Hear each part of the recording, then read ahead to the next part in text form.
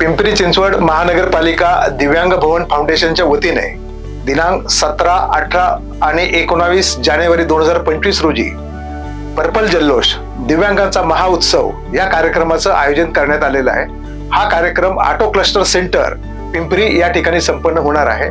या कार्यक्रमाचं वैशिष्ट्य म्हणजे यामध्ये विविध प्रकारच्या कंपन्यांचे स्टॉल्स या ठिकाणी आयोजित केलेले आहेत।